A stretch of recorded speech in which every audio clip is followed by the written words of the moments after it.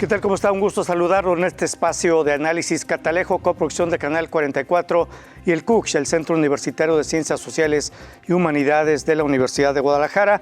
En esta emisión, nuestros especialistas invitados hablarán sobre y harán un análisis de la elección presidencial y también pues harán un análisis prospectivo de los escenarios postelectorales en la Cámara de Diputados, en el Senado, prácticamente lo que se viene para México en los próximos 6 años a partir de octubre. Está con nosotros el doctor Javier Hurtado, profesor honorífico en Derecho Constitucional en la División de Estudios Jurídicos del CUCH. Doctor, gracias por estar con nosotros. ¿Cómo estás? Muchas gracias por la invitación. El doctor Jaime Tamayo, jefe del Departamento de Estudios sobre Movimientos Sociales del CUCH. Doctor, bienvenido, gracias. Muchas gracias, Toño, por invitarme. Y el doctor Armando Zacarías Castillo, jefe del Departamento de Estudios Políticos del CUCH. Doctor, bienvenido, gracias por estar con nosotros. Muchas gracias, un honor estar aquí.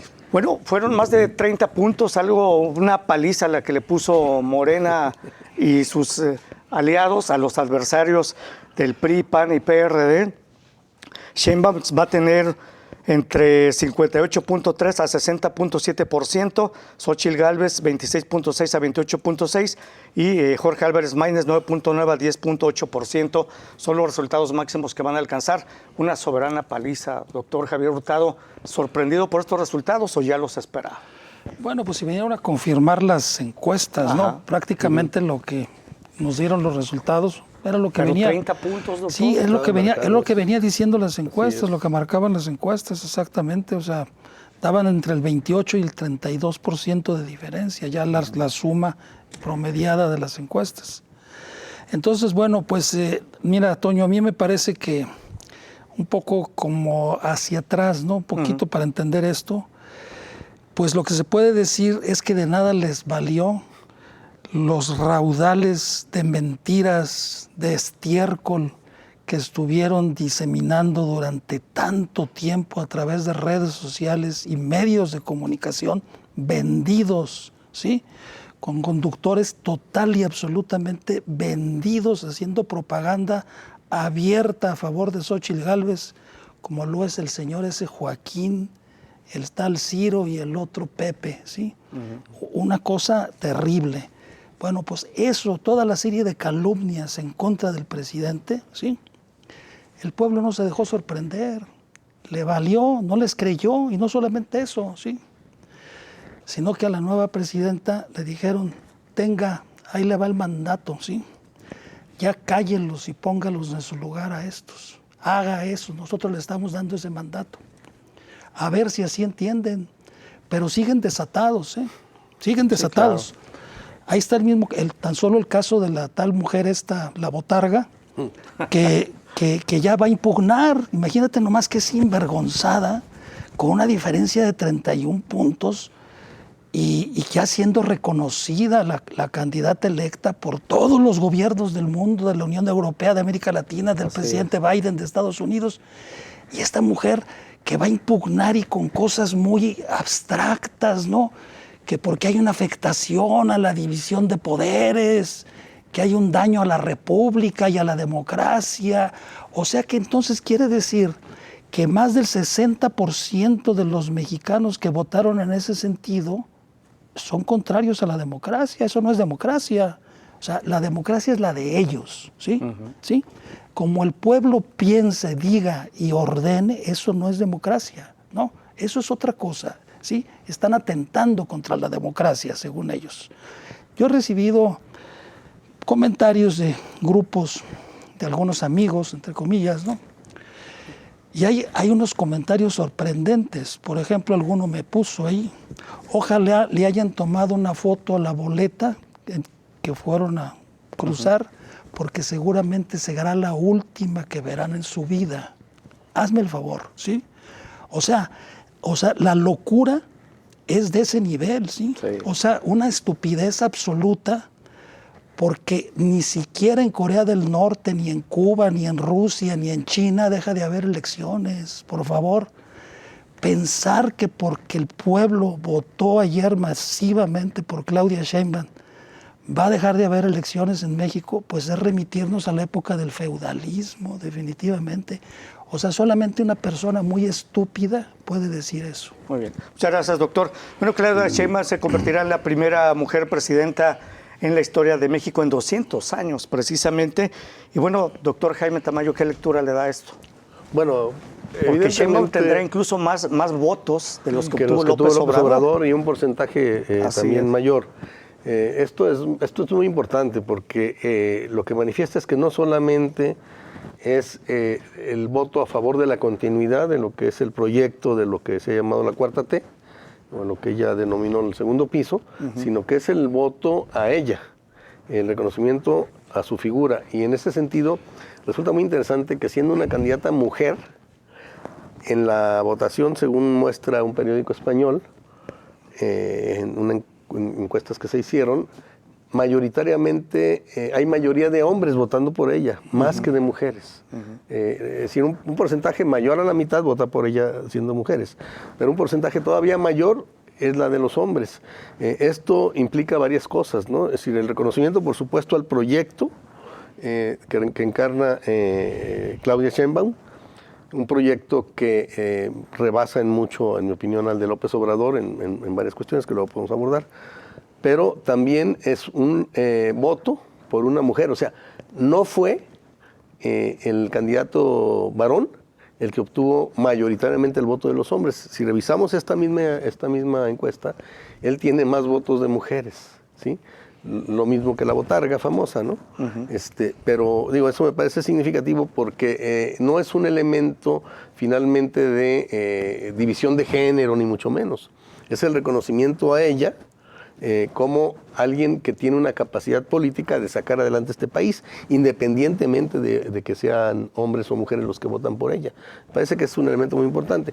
Otro, evidentemente, se trata de el hecho de que sea mujer viene a romper una serie de esquemas, por supuesto, y abre la perspectiva de que la democracia en México ya no tiene ese techo de cristal del que tanto se habla en la política de los movimientos feministas, ¿no? Que buscan romper el techo de cristal. Bueno, políticamente rompieron ya el techo de cristal con una mujer en la presidencia, pero estamos hablando de una mujer que, a diferencia, por ejemplo, de López Obrador, no viene del PRI, viene de la lucha social, viene de la participación de muy jovencita en la lucha por el derecho a la educación pública gratuita, de acuerdo al artículo 3º, en contra de las cuotas. Viene de haber participado en el movimiento del CEU del 87. Por ahí sacaron, entre las miles de mentiras que han sacado, que el MOSH no tiene nada que ver, el MOSH es del 99. Sí. Ella no tuvo nada que ver con el MOSH ni con ese movimiento. Ella participó en un movimiento muy genuino, muy importante, que fue el de los estudiantes de la UNAM, en el 86-87, que se opusieron al intento de establecer cuotas, violando el principio de la gratuidad de la universidad. Segundo, ella, a diferencia también de López Obrador, es una mujer que viene de prosapia, o sea, de tradición familiar, de lucha social, desde su abuelo. Sus padres fueron activistas en el 68, ¿no? Y su abuelo fue dirigente en el Partido Comunista Mexicano. Ella no es comunista, pero sí tiene una posición, digamos, de compromiso social, porque también esa es la otra gran mentira, que va a llevar a México al comunismo. No es verdad, no está en su perspectiva, no está en su proyecto. Tercero, a diferencia del PG, que ha siempre visto con cierto desprecio a la intelectualidad y a los universitarios, ella es una universitaria comprometida, de alto nivel, es miembro del Sistema Nacional de Investigadores, sí. Y en ese sentido tiene una perspectiva como científica, ¿sí?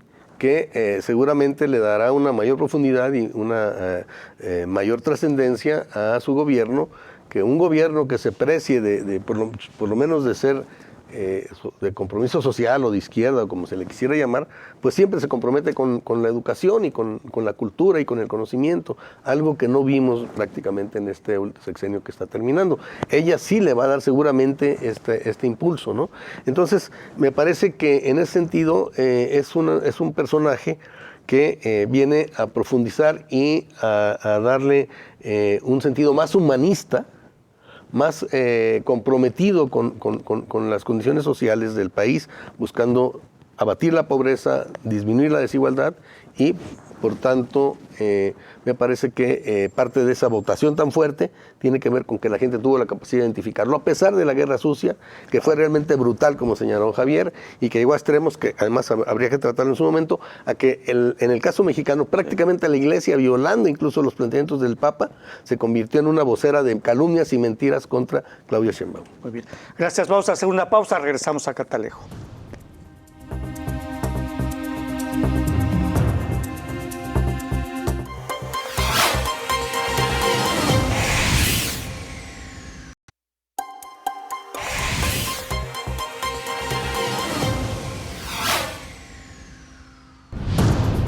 Gracias. Continuamos en Catalejo. Doctor Armando Zacarías, ¿cuál es su lectura de estos resultados de la elección presidencial? Bueno, yo quisiera destacar un primer elemento que dentro de toda la efervescencia y toda la serie de comentarios que se hizo respecto del proceso electoral a veces dejamos de ver. Y es que el diseño institucional de funcionamiento del Instituto Nacional Electoral resistió todos los embates que había respecto a si iba a tener o no la capacidad para enfrentar el reto de una elección sumamente compleja por todos los ambientes que había alrededor, por todo el ambiente politizado, por todo el ambiente polarizado que se generó. Y sin embargo, esta estructura, sin que sea una elección ejemplar, por lo menos mantuvo los estándares que se requiere para sacar el proceso electoral. De forma tal que este proceso electoral, el día de ayer, hubo una serie de pronunciamientos de las candidaturas en el sentido de reconocer o no reconocer el estatus que obtenía el sistema de conteo rápido y las tendencias que ahí se reflejaron. Entonces, ese reconocimiento es muy interesante y muy importante ponerlo sobre la mesa en el sentido de que las tres candidaturas establecieron el reconocimiento y hubo una ganadora y hubo dos candidaturas que no tuvieron éxito. Independientemente de todo el mecanismo a partir del cual uno diga por qué no tuvieron éxito y por qué ganó la que ganó, aquí lo importante es que la estructura de ese diseño de procesamiento ciudadano de las elecciones logró establecer los parámetros que se requiere para ese procesamiento. Entonces, no hay que olvidar que el Instituto Nacional Electoral representa una estructura ciudadanizada para generar todo este procesamiento electoral que desarrolló todo un esquema. Ciertamente hay algunos casos de casillas que no pudieron abrirse en el país. Hubo algunas dificultades técnicas en el establecimiento de algunas casillas, pero ninguno de estos elementos constituyó un riesgo para poner en cuestión toda la operación electoral de este 2 de junio de 2024. De manera que sí es importante no quitar la vista del tema del Instituto Nacional Electoral en medio de toda una serie de debates, si es una estructura cara, si no es una estructura cara, si es una estructura eficiente o no es eficiente. El proceso electoral se llevó con toda regularidad. Sin duda habrá algunas impugnaciones en algún momento, cosa que sucede en todos los procesos electorales. No tenía por qué no haber reacciones en contra de algunos de los candidatos, pero el proceso en general, tanto el Instituto Nacional Electoral como los organismos públicos electorales locales respondieron razonablemente a todo este reto, y eso es importante, no perder de vista que el diseño institucional funciona. ¿Cuánto puede resistir? Pues ahí va a depender de cuánto la ciudadanía apoye o no apoye este esquema, y tiene que haber un acuerdo de los partidos políticos en relación con las operaciones que los partidos políticos van a tener y que están reguladas o establecidas a través del Instituto Nacional Electoral. Entonces, ese es un primer elemento que me parece destacable de la elección, sobre todo por toda esta dimensión de incertidumbre que en algún momento hubo sobre el proceso electoral. Gracias, doctor. Bueno, sí, doctor. No, quería comentar que Morena prácticamente arrasó, carro completo, como se decía hace algunos años, ni en los mejores tiempos del PRI se lograba esta mayoría, porque ayer además hubo elecciones en 9 estados para gobernador. Morena ganó 7 de esos estados, incluso Yucatán, que estaba en poder del PAN, ahora es para Morena, ¿no? Así es básicamente, y pues arrasó. Y ya hablaremos de los escenarios en el Senado y en la Cámara de Diputados, doctor. Yo quisiera comentar un poco acerca del Instituto Nacional Electoral. A mí me parece que es paradójico que, habiendo sido el proceso electoral en los últimos años, desde que existe el IFE y el INE, en donde la victoria es clara y contundente, ¿sí?, y que lo sabían con las encuestas de salida, se hayan tardado tanto tiempo en dar a conocer los resultados del famoso conteo rápido después de las 12 de la noche. Eso fue con toda premeditación, alevosía y ventaja, ¿sí?, definitivamente. ¿Por qué? Quiero decirlo. La presidenta del INE no es la que manda ahí. Ella es rehén de 6 consejeros, de Lorenzo Córdoba y de José Woldenberg, quienes tienen el control total y absoluto del Instituto Nacional Electoral y que le impiden a la presidenta del INE designar a cualquier funcionario, director, coordinador o a su secretario ejecutivo. Oiga, doctor, tuvo que entrar en salvamento que Tadei de ella. Es muy allegada al presidente López Obrador. Por eso te digo. Pero dice que es rehén de Lorenzo Córdoba. Pues claro, por eso. Es que quien tiene el control del INE es Lorenzo Córdoba y José Woldenberg. ¿A estas alturas? Claro, porque controla a 6 de los 11 consejeros. Y los 6 consejeros afines a Lorenzo Córdoba y a José Woldenberg son los que tienen convertido en rehén a Tadei. Tadei no manda ahí. Tadei es un rehén de ellos, no puede hacer nada. Los que mandan son ellos. Los que estuvieron obstaculizando ayer que se diera a conocer oportunamente el resultado del PREP, del conteo rápido, pues fueron ellos. ¿Para qué?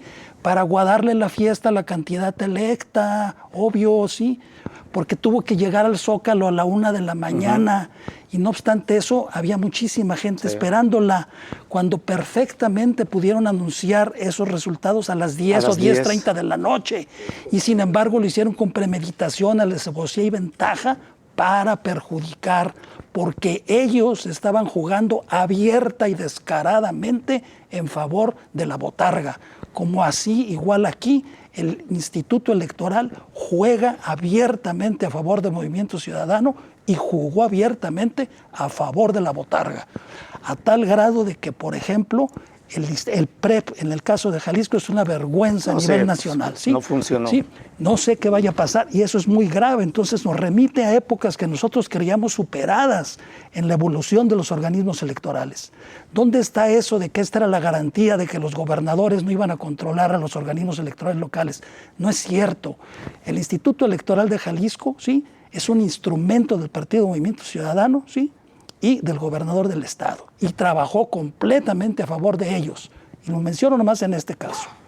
Cualquiera no me dejará mentir que se suba el tren ligero, podrá darse cuenta que el tren ligero está exclusivamente diseñado para la propaganda, los vagones y las estaciones de Movimiento Ciudadano. Y el Instituto Electoral nunca pudo emitir una medida cautelar para quitar eso. No se supone que en infraestructura de gobierno no debe haber propaganda ni de candidatos ni de partidos. Está prohibido, ¿no? Totalmente, claro, totalmente. Por supuesto. Otra. Los spots que hacía el Instituto Electoral para motivar a la gente a votar eran exactamente los mismos que los de la botarga. Exactamente. Tú no sabías quién estaba haciendo la propaganda, si la botarga o el Instituto Electoral. Claro, sí. Claro. No. Otra, ahí va otra, ¿sí? En un debate, el candidato del Partido Movimiento Ciudadano ejerció violencia política de género contra una mujer candidata y le metieron tijera a esa parte para que no resultara perjudicado. Se presentó la impugnación y dijeron que no existía. ¿Quieres más evidencia de esto? Es muy lamentable. Yo pienso que esto debe de motivar seria y sinceramente a revisar realmente la estructura, la integración, el funcionamiento de estos organismos electorales que son carísimos. Y en el caso de los organismos públicos electorales locales están de más, deben de desaparecer. No se justifica que existan. Bueno, en el plan C seguramente se tocará este tema, ¿no? Pues y no nada más, es el fue, de la ese fue Suprema Corte también. Claro, ese fue parte del mandato de la ciudadanía para Claudia Sheinbaum. Claro.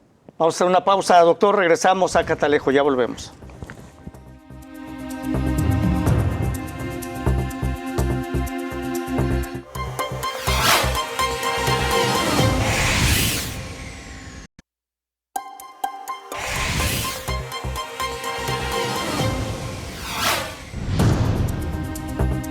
En Catalejo el tema, el análisis de la elección presidencial y escenarios postelectorales.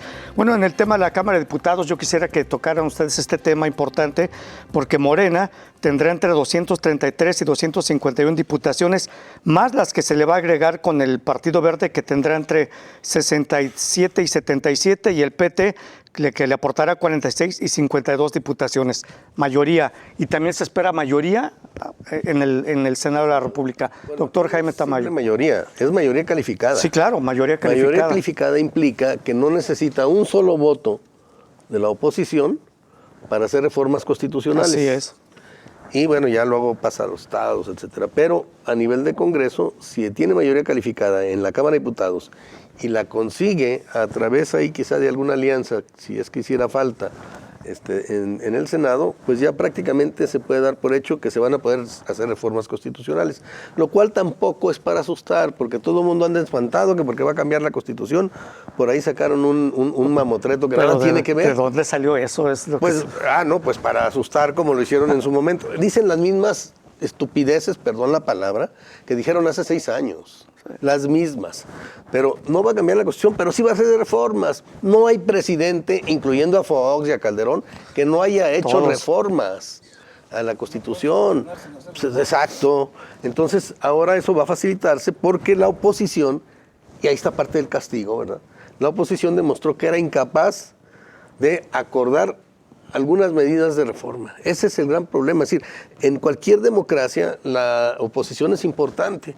Pero en este país, la sociedad, ni la democracia, digamos en términos abstractos, tiene la culpa de que no haya oposición, sino una bola de imbéciles que piensan que mintiendo, que calumniando, que con el recurso de grandes empresarios vinculados al salinismo y a lo peor de este país, pues que iban a poder primero ganar y después ya asustados ganar el Congreso y luego ya todavía más asustados por lo menos impedir que hubiera mayoría calificada. Pues no lo lograron. ¿Por qué? Porque la gente no los quiere. Nadie quiso a los famosos contrapesos. ¿Por qué? Porque no hay una oposición, lamentablemente no hay una oposición seria, una oposición inteligente, una oposición capaz de proponer, acordar y, por supuesto, oponerse a algunas medidas. Pero todo eso se acuerda y se negocia en el Congreso. Por eso, aunque no tenemos un parlamento en el sentido estricto de la palabra y no está constitucionalmente, la idea misma del contrapeso viene del modelo parlamentar, de hablar, ¿sí? De discutir, de negociar. Eso es lo que esta oposición fue incapaz. Y se la pasaron intentando primero movilizaciones que no les funcionaron con sus casas de campaña vacías, tratando de derrocar al presidente, llamando a golpes de Estado, ¿verdad? Tanto internamente con algún general retirado, pues seguramente fuera de su lugar, y con algunos expresidentes desde el exterior llamando a golpes de Estado, tampoco les funcionó, y luego armando esta candidatura que, bueno, aquí también hay que decirlo, y lo he dicho yo más de una vez aquí mismo, sí. Esa candidatura pues fue prácticamente el plan C de López Obrador. Él se las puso, y entonces él puso al enemigo, escogió su enemigo, y bueno, resultó efectivamente una pésima candidata que expresaba a esa pésima oposición y la gente no la quiso. Claro. ¿Sí? Entonces, eso hace que haya un Congreso no solo mayoritario, sino con mayoría calificada para el gobierno de Claudia Sheinbaum. Y en el Senado, gracias doctor, en el Senado Morena tendrá entre 57 y 60 senadurías, más le que le aportará el Partido Verde, que serán entre 10 y 15, y el PT, que le aportará entre 9 y 13 senadurías. Aquí le faltarán creo que 5 para la mayoría calificada también en el Senado. Sí, doctor Armando Zacarías. Aquí me gustaría retomar lo que acaba de decir el doctor Jaime Tamayo. Yo pensé que estarían contentos porque ganó la opción que ellos tienen, pero parece que están enojados, ¿no? Pero bueno, el punto es que efectivamente, si hubiera una oposición, pues tendríamos un mecanismo de negociación, de organización, pero jamás vimos desde el 2018 hasta el 2024 la aparición de una estructura de oposición. No conocimos ningún tipo de plataformas ideológicas, proyectos de país, y lo que sí vimos en un último momento fue una alianza con efectos estrictamente electorales. Entonces, pues evidentemente esa alianza con efectos estrictamente electorales no pasa desapercibida por el elector, que en ningún momento vio una opción. El caso de la candidata de Xóchitl Gálvez, que ayer fue mencionada, en días pasados fue mencionada directamente como Xóchitl Gálvez por parte de Claudia Sheinbaum, nuestra presidenta virtual en este momento, fue mencionada por su nombre. Toda la campaña no se dirigían de nombre una a otra. Y ya no le dijo candidata del PRIAN, ya dijo bien. Sí, dijo el nombre y las fuerzas que representaba, ¿no?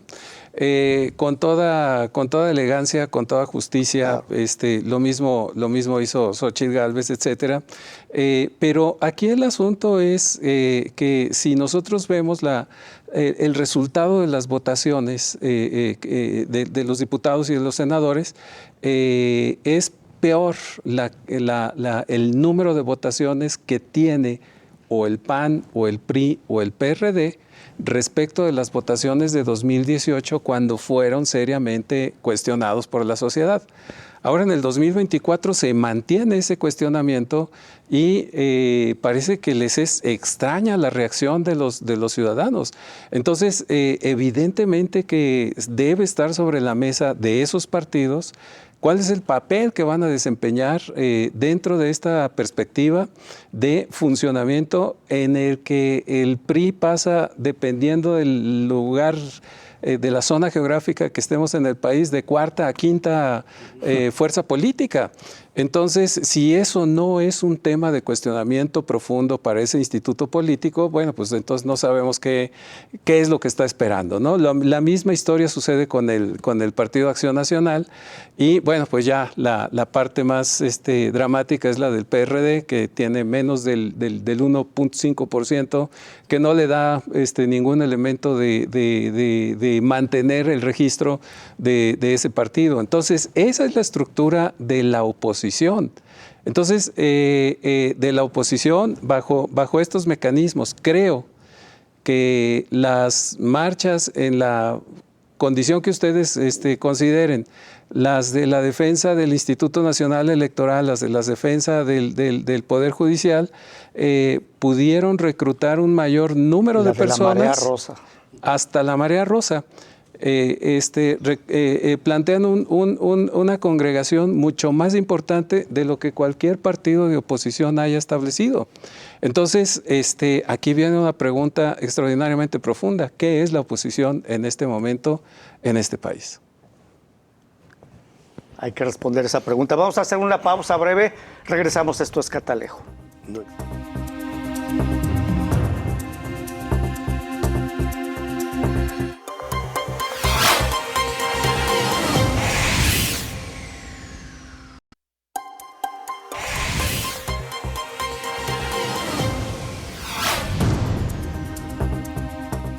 Bueno, muchas gracias por seguir en Catalejo. Bueno, yo quiero preguntar, ya hablaron de, obviamente, los escenarios en la Cámara de Diputados, en el Senado, y el MC, Movimiento Ciudadano, ganó o perdió en este proceso electoral. ¿Cómo ven ustedes? Porque MC va a tener entre 23 y 32 diputaciones y entre 4 y 8 senadurías, que aquí seguramente MC tendrá margen para negociar la mayoría absoluta que necesitará Morena en el Senado.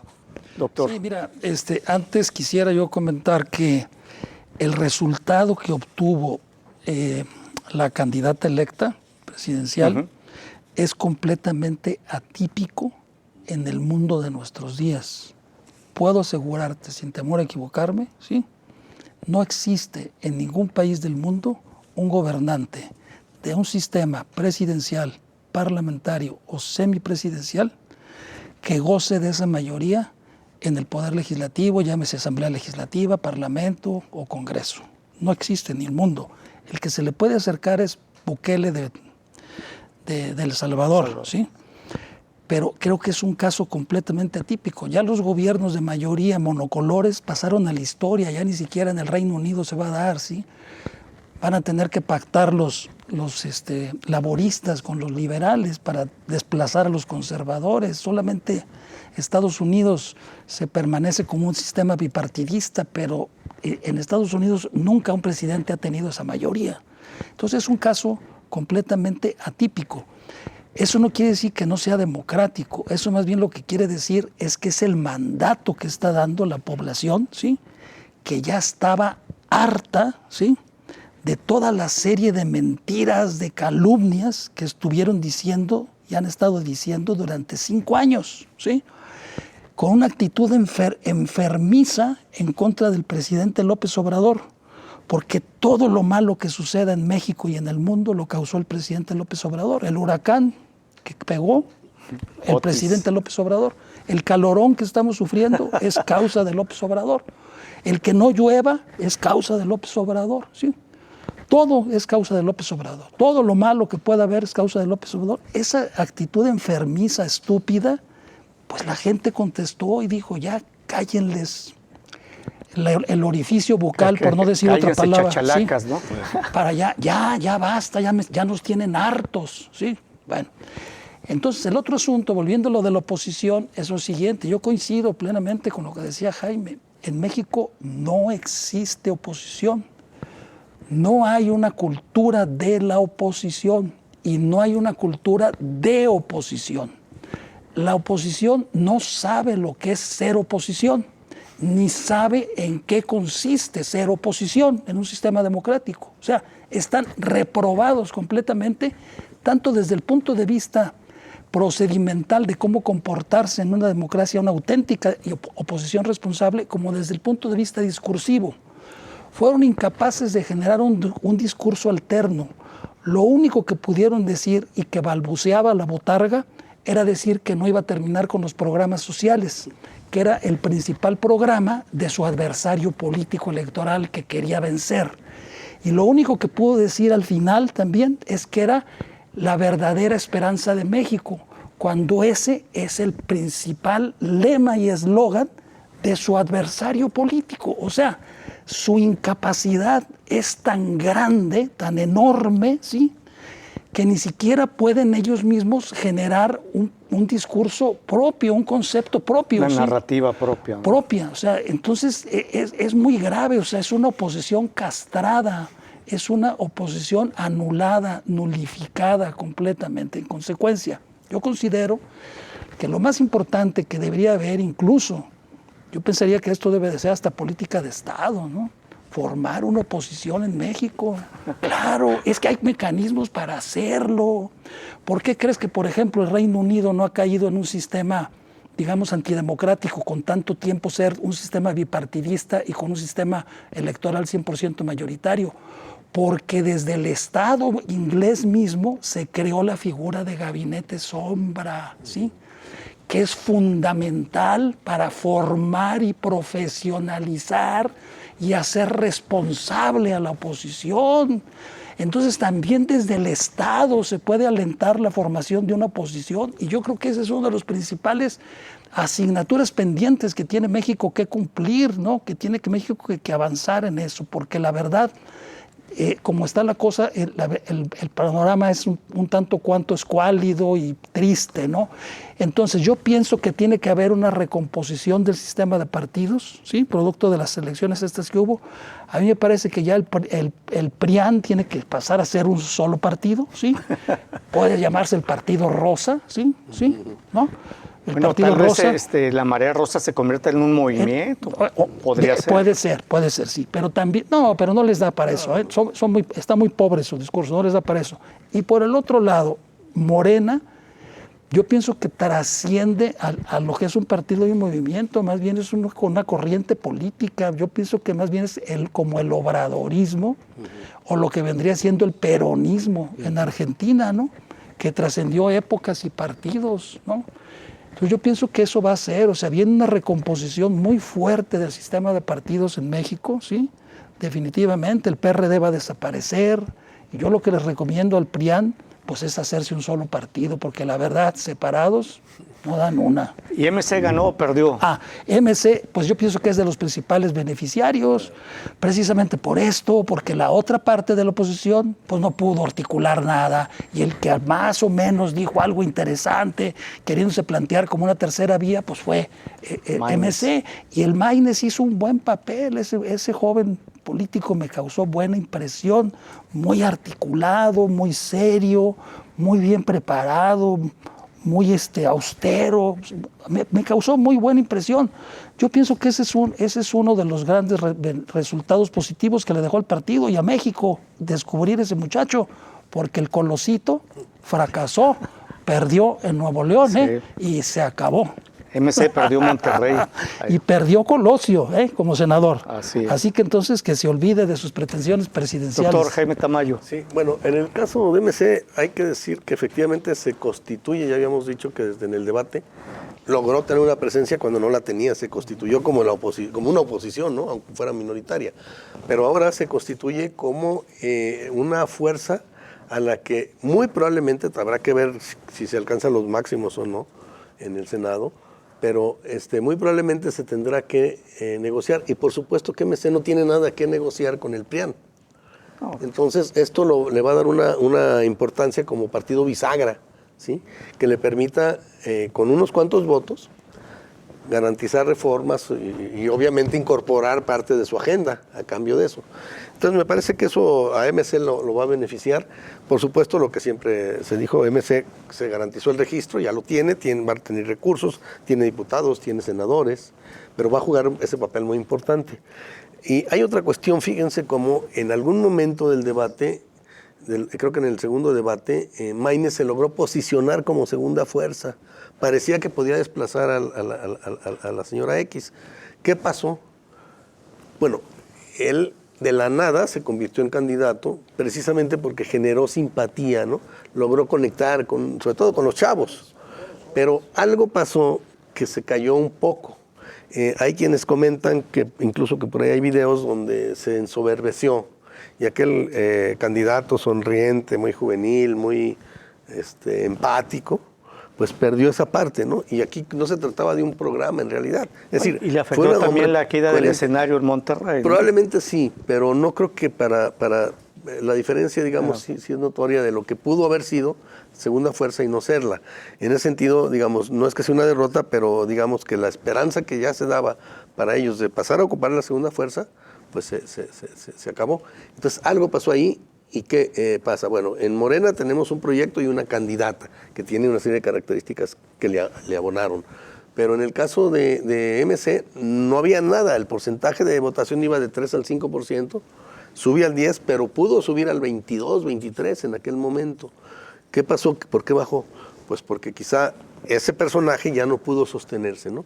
Creo que ese es un elemento también a considerar. Porque MC, la gente votó por la persona, no por el partido, porque el partido no ofrecía nada en concreto, ¿sí? Igual pasa en MC en Jalisco. MC en Jalisco gana la gobernatura, aun cuando sea muy apretado, todo eso, o al menos eso parece indicar con los datos. Seguramente se va a judicializar todo lo que esté en márgenes pequeños. Sí, Jalisco ya analizaremos el tema de Jalisco. Pero es MC el que gana. No es, por cierto, Alfaro, No es, por cierto, Alfaro. Muy bien. Gracias, doctor Armando Zacarías. Sobre lo que acaba de decir el doctor Jaime Tamayo, efectivamente es muy interesante ver la evolución de este partido en muy poco tiempo. MC entró en el proceso de presentación de candidaturas bastante más tarde que los otros, que las dos coaliciones. Que por cierto entró en el momento en el que institucionalmente estaba marcado el inicio de la campaña electoral. pero entró con retraso respecto de las otras candidaturas, y uno de los escenarios que podemos ver en esta discusión, en la que en fórmulas distintas, pero llegamos a ciertos acuerdos en el sentido de la descomposición que hay de las oposiciones, de las estructuras de oposición, digamos las tradicionales, el PRI, el PAN y el PRD. En los datos que se leyeron al principio, el número de diputados que tiene MC es igual o superior al número de diputados que va a tener el PRI. MC va a tener entre 23 y 32 y el PRI entre 30 y 40. Ah, bueno, están más o menos ahí muy cercanamente. Pero lo que quiero decir es que bajo esta perspectiva, ese crecimiento en ese momento, independientemente de efectivamente la candidatura de Maínez, fue una candidatura que marcó una diferencia, y una diferencia que fue rápidamente identificada por ciertos sectores sociales. Por ciertos sectores sociales que no encontraban ni en la fórmula digamos, de la visión oficial, ni en la de las oposiciones, una alternativa, y sin embargo llega a un punto de votaciones bastante alto para el periodo en el que estuvo participando, para constituirse en una estructura de oposición distinta de lo que esa ciudadanía que votó por él veía, y que por otra parte, bueno, pues va a constituirse en términos generales en una fuerza importante, y que no hay que olvidar que la fortaleza del Movimiento Ciudadano está en Nuevo León y en Jalisco. Claro. Muy bien, gracias, doctor. Vamos a hacer una pausa, regresamos a Catalejo.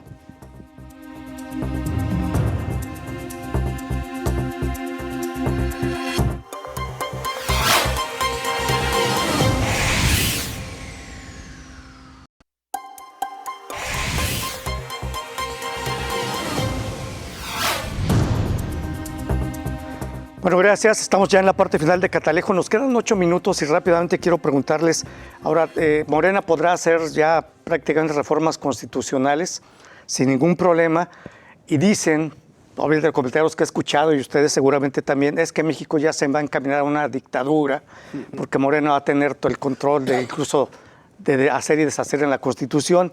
Claudia Sheinbaum tendrá demasiado poder, más que López Obrador. Le hará esto tener la tentación de ejercer completamente todo el poder. Reformar la Corte, seguramente eso va a ocurrir, ¿no? Antes o después de que se vaya López Obrador, en la actual legislatura o la que vendrá. Y básicamente podrá en algún momento Claudia Sheinbaum desmarcarse de López Obrador y ejercer su propio estilo de gobierno. Doctor Javier Hurtado, 2 minutos. Yo creo que, mira, va a haber un freno, un contrapeso, que es el Senado. O sea, esos 5 votos o 4 que le hacen falta para conseguir la mayoría calificada ahí, pues son importantísimos. Eso va a hacer que no pueda, como muchos piensan, hacer y deshacer. Ahora bien, vamos a suponer que tuviera también ahí la mayoría calificada en el Senado. Yo te aseguro que en todo caso Claudia Sheinbaum no llegaría a partir del 1 de octubre y en noviembre ya estaría reformando la Constitución. No, lo dijo desde antes. Por ejemplo, lo de los ministros de la Corte tiene que ser un proceso muy amplio de debate, de consulta, de discusión en todo el país para ver cuál es el mejor sistema. La propuesta del presidente dijo es una, sí, pero puede haber otras más. Entonces yo estoy abierta a escuchar eso. Lo mismo va a ocurrir con todo lo demás.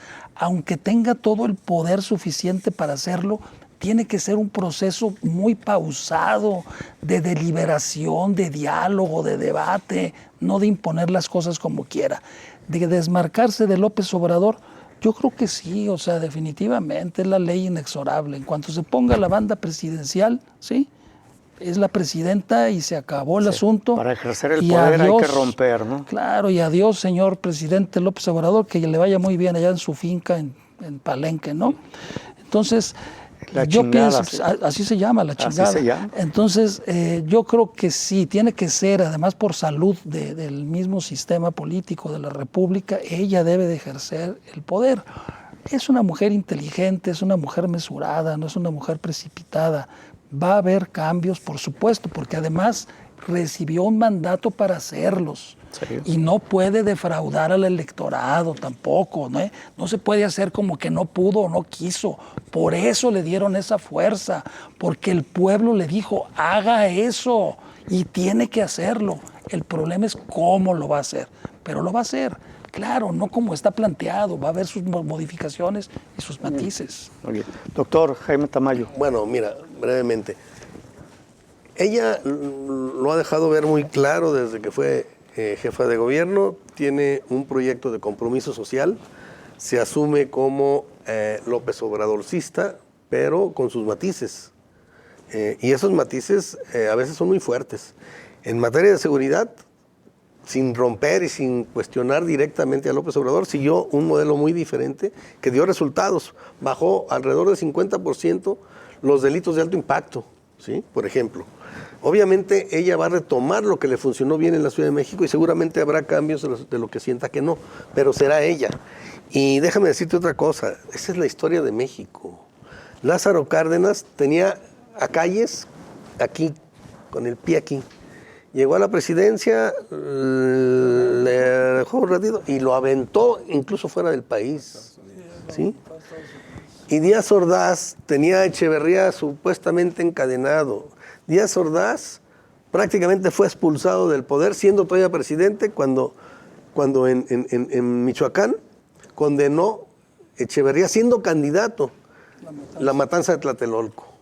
Y ahí incluso parecía y se hablaba de que lo iban a destituir de candidato. No pudo Díaz Ordaz destituirlo, pero desde entonces quedó fuera, ¿no?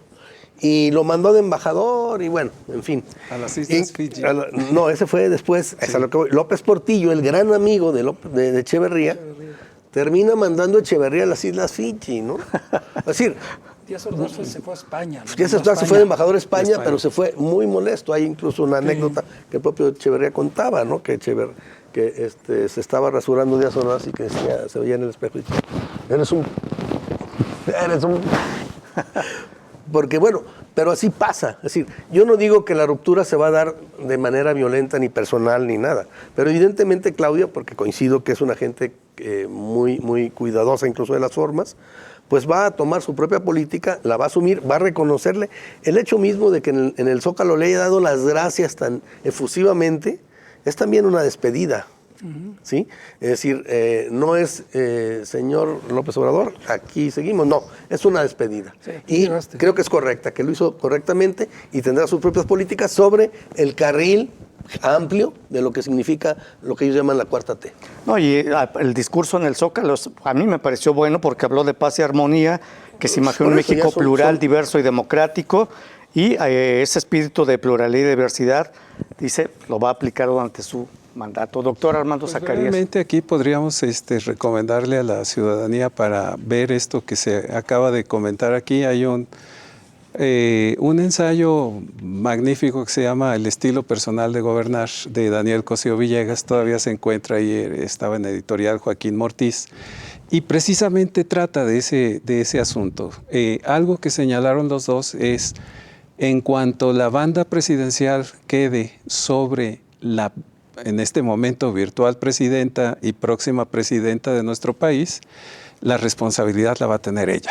Entonces, ciertamente en este momento es la influencia, es todo lo que se quiera, pero a partir del momento en que las decisiones tenga que tomarlas ella, que no hay que olvidar que estamos en un contexto global de economía, de industria, de circulación de gente, de toda una serie de escenarios a los que hay que estar respondiendo de manera constante, los problemas internos del país, los grupos del país, las propias estructuras de poder que hay dentro del Movimiento de Regeneración Nacional en estructuras de poder.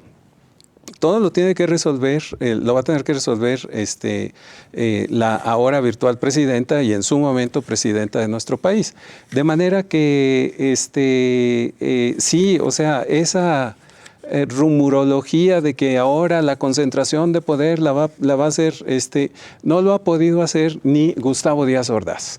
O sea, en una situación, digamos, un poco distinta de como lo tenemos ahora, pero ninguno de los presidentes ha llegado, ni Echeverría ni López Portillo llegaron a ser y todos ellos con la capacidad de reformar la Constitución.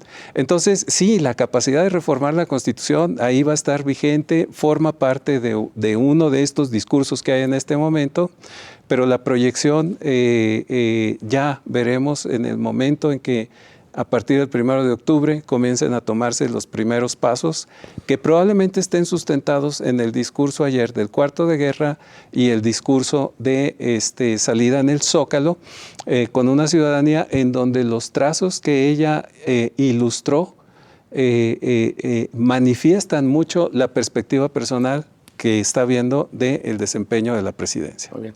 Muchas gracias. Sí, un Yo minuto. pienso que es importantísimo que la próxima presidenta termine con la polarización, ¿sí? Sí. Que se generen políticas de reconciliación y de concordia nacional. Eso es muy importante, sí.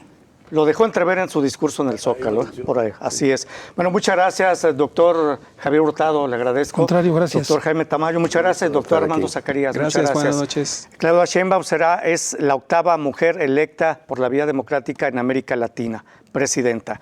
Gracias, nos vemos y escuchamos en la siguiente emisión de Catalejo.